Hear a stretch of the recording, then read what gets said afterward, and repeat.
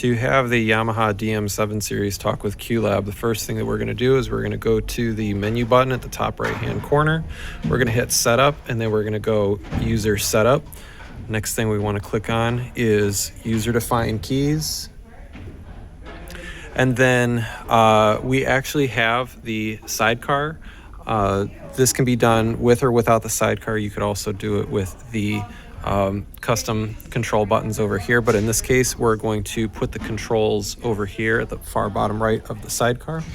To do this, the first thing that we're going to do is click on the DM7 control because we have the sidecar attached. Next, we're going to click on the first bottom left button, which would be here next to the control wheel. We're going to select it, and then what we're going to do is we're going to go on the list from the very far left, and we're going to find the option that says MIDI. Then we're going to go to control change and CC1. And then once you're done with that, you'll hit OK. We'll go to the next one. We're going to click on it. And we're going to repeat this process, so it's going to be MIDI, control change, CC2, OK. Next button, the third button, MIDI, control change, CC3. And finally, the fourth button, MIDI, control, CC4. Now, what we can do is, if you look here, I have wiped out what I had initially done, and now all the buttons are, you can see just MIDI control.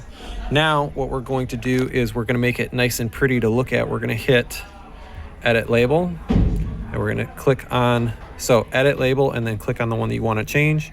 In this case, what we're going to do is we're going to wipe out the text on the first two rows, and on the middle row we're going to put this in capital letters here, go. We're going to make it green, and we're going to click off of it.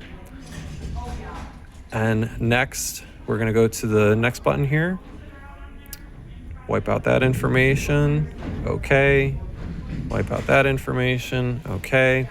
And we're going to do, actually, I should probably do it in all caps. Panic.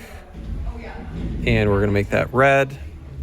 We're going to move on to the next one, and we're going to wipe out that row there, and we're going to label this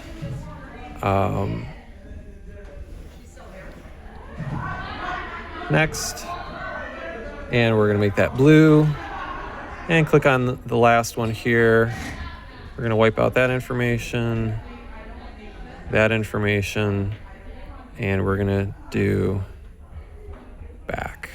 Okay, so, and then we're gonna make that one blue as well. So now if you look here, the button in the center, because there's four rows of information. You have the title, line 1, line 2, and line 3, and then a color. So now if you look down here,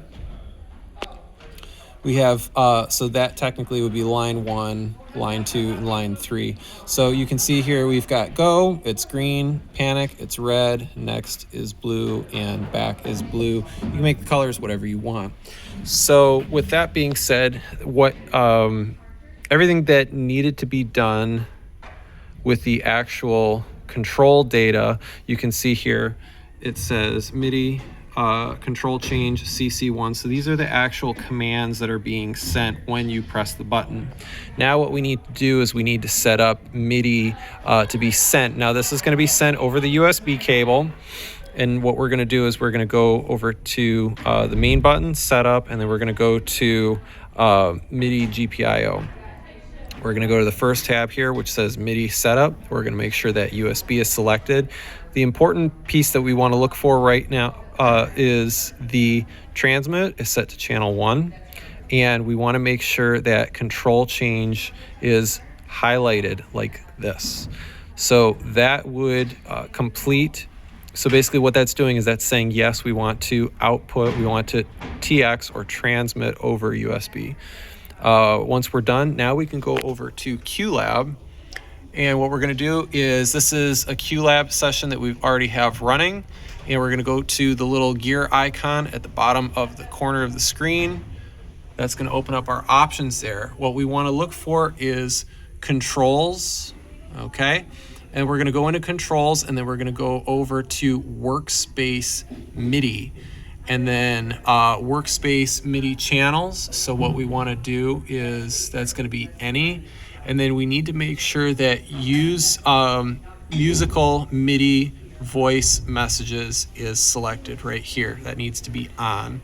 Then we're gonna look for where it says go, panic all, and then next sequence, previous sequence. First thing that we want to do is we want to take our mouse, and we're going to change this drop down option right here, message type. Click the drop down and change this to control change. We're going to hit capture, and you can see here that it says that it's waiting. So we're going to come over here to the console, and I'm going to press this button. I'm going to watch. You're going to see that this information is going to populate. So I'm going to press the button now, and you can see there that it actually captured the MIDI signal that was being sent over. And I've duplicated that with all these buttons here. So if you notice here, the first button here is showing the byte 1 is 1, and then 2 is for the panic, and 3 is next, and 4. So basically you can either type these in manually, or you could just press the capture button and press each one of these buttons in as you capture them, and it will map them to QLab. Once you're done with that, you can close this. And then we've got some audio files loaded up here, and I'm just going to press the next and back button. So we'll go next, and then back, back, back, back, back, and then we can also hit the go button.